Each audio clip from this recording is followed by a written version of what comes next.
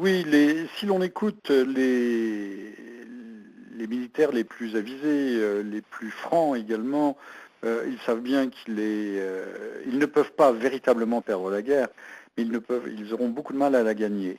Alors cette offensive, comme l'offensive Moustarak, probable sur Kandahar, vise à donner une image de maîtrise du terrain qui n'est pas le cas, parce que le terrain qu'ils peuvent gagner au sud de façon tout à fait temporaire, ils le perdent par ailleurs à Kaboul même, dans la capitale ou dans la région proche de Kaboul, où les attentats se multiplient, où bien sûr les talibans, c'est-à-dire en fait il faut traduire les Pashtuns, parce que c'est pas une guerre contre le wahhabisme version afghane, la version afghane du wahhabisme, c'est une guerre qui est livrée contre l'ethnie pashtune, c'est-à-dire contre les indigènes du Taliban, les tribus indigènes d'Afghanistan.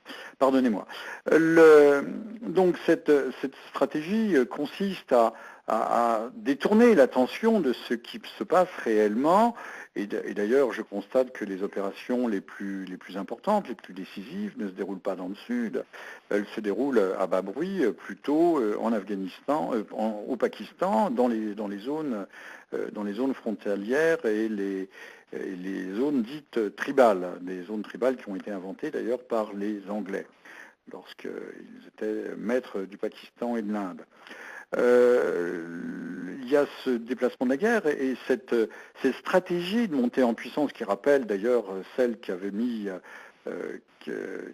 dont avait usé le démocrate Kennedy, qui n'était pas le grand pacifiste que l'histoire dont l'histoire a fixé l'image. Il y a une indéniable extension de la guerre, et je pense que c'est ça le fait important. Alors avec des victoires ponctuelles, on nous annonce la mort de tel ou tel chef de la résistance, puisqu'il faut dire, on parle d'insurgés, de rebelles, d'insurgés. Qu'est-ce que ce mot ? Ce sont des gens qui résistent à une occupation étrangère, appelons un chat un chat.